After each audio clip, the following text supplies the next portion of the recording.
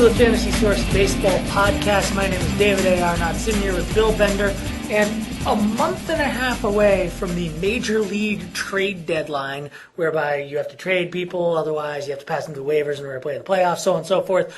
Fantasy trade season is probably starting to heat up in your league, and if it's not, it'll be happening very shortly. And, you know, in the Fantasy Source Experts League, there's been a lot of trades. I mean, I posted on my personal site a few days ago just about, I think on our homepage for our league, there were 6 pending trades all at one time and a bunch of big names. And there were some questions that we had about not just the efficacy of some of those trades, but also a few people were heard grumbling about some of the methods used to go through those trades. Well, I think that's the number one sign that you're in a competitive league if you have a couple owners grumbling. If not, that means your league is a little bit dead. There's probably lost some flavor to it. But with competitive leagues like the one we're in, you know, anytime there's a trade, at least 1 or 2 owners is going to question it. But it seems like now with so many going on, and in my defense, I was in vacation. I was running around Ohio and Pennsylvania for the last 10 days. There is some question marks around some of the trades. So here's one of the things. Here's how we'll do this, I guess. I'm going to explain a little bit of the context for these, or you will. One of us will explain a little bit of the context, and then maybe give an opinion. You can give your opinion on why you think that trade.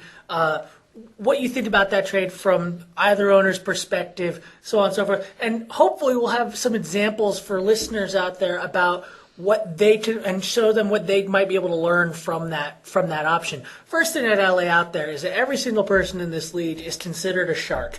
If you're in the shark tank, you're on your own. You are allowed to make dumb mistakes, and we're assuming that nobody's colluding with anyone else or anything like that. Those are our base assumptions. So one of the early trades was Chris Carpenter was traded by me for Nick Swisher. I think that's a pretty fair trade. I mean, Swisher, that's one of those deals where it's not an elite pitcher per se, and it's not an elite hitter, but both of those players can help you. It's a straight 1-for-1 deal. I tend to lean towards the hitter in this deal, but in this particular deal, I'd probably want Carpenter over Swisher. But all in all, depending on owner's needs, a fair trade. Now, if you look at the Fantasy Source mock draft going way back to the beginning of the season, you may have noticed that I was the one that picked up 5 elite pitchers at the beginning of the season, figuring that at some point, come June or so, I would start trading them for hitters. This is what started to happen, and Carpenter, being one of my worst performing pitchers up to that point, also had some reason to believe he wasn't necessarily coming back to the way that his expected FIP would suggest. Thus decided, I'm selling low, I'll buy low on a hitter, similar type hitter. Moving up, there were other trades. Ryan Roberts, Ian Kennedy, and Derek Lee for Peter Burgos, Desmond Jennings, and of course the big fish in that trade, CC Sabathia. Well, again, there's a lot of players. In this one, again, it might be up to the owner a little bit. I might lead toward the side that got Sabathia just because he's a bit more proven than Kennedy. But if you're a believer in Ian Kennedy, if you're a believer in Ryan Roberts, and if you believe that Derek Lee's healthy, it's a lot to take faith in. But all in all, not overwhelming one way or the other. And again, depending on the owner's taste, a fair trade. I guess the most controversial players in this would be that for one side of the trade, Ryan Roberts is the key. What do you think about Roberts moving forward? Because he's had, thus far, a fantastic fantasy season, like at least compared to what you would have expected from him out of the beginning of the season. Well, Roberts is, again, one of the handful of guys that owners would have to take that leap of faith in, and it happens, you know, their stock goes up.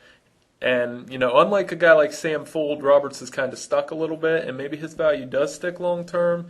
But the same could be said for Borges. He's another guy that owners, you know, is he going to last the whole season? Is he going to have that kind of value? So, again, it comes down to what that particular owner wants, and I think you were part of this deal. So, again, if you believe in it, it's yours. I happen to believe in Ryan Roberts a lot more than everyone else in this league, just from talking to other people. His line drive percentage is off the charts. He's hitting the ball on the screws. And you know what? If you're in 8th place, 9th place, and this is not a keeper league, go ahead and try to do something dramatic. Give yourself a higher ceiling. That's the way I figured about it. Couple of trades going over another trade that was kind of trading quantity for quality. Mitch Moreland, Austin Jackson, and Ricky Nalasto were all traded for Tim Lincecum. Now, to give you some context, the very first place team, who's pretty far ahead of everyone else, traded Moreland, Jackson, and Nalasto for Lincecum, and Moreland and Jackson pretty much replaceable on that team with guys that he already had. Thoughts about that one? I think it's a horrible trade. I think it's awful. Horrible trade for the Moreland Jackson guy? The guy getting Moreland Jackson Nalasko, it's awful. You're trading. I know you're in last place, but there's no fire sale in a redraft league. Keep in mind, last place team trading for the depth of everyone, Right. trading his best pitcher for the depth and spreading out the hitters. But it's just and I know the guy that made the trade, and he's a good analyst. You know, he's a good contributing writer for us. And but I still would never make that trade ever, and I'm comfortable saying that because Tim Lincecum's an elite player. If I'm going to trade an elite player, I have to get elite value in return, not a grab bag of guys that could be something, could be nothing. I mean, Ricky Nalaska is getting shelled as it is right now, so I just don't think you're getting the return. And like I said, there's no rebuild. You're not rebuilding. You're not the Padres. You're not rebuilding for next year. This is a redraft league, so you got to get what you can now. Now, some owners might disagree with that and go with the quantity over quality concept, but not me. Now, if I were to try to mount a defense for the trading for the quantity thing, because again, like I said earlier, I've kind of been doing that too, is I would say again, if you're in a redraft league and you're in last place, you kind of need to got to be thinking about doing something a little bit dramatic at this point. At least if you're not going to do it yet, think about it. I probably wouldn't have done this either, but I will say that the drop-off from Lincecum to Nalasto, while significant and very real, could potentially be made up by the offensive upgrade, especially if your offense has been sputtering all year anyway, especially if you're going to be taking Moreland and Jackson over total duds that you may already have in the lineup.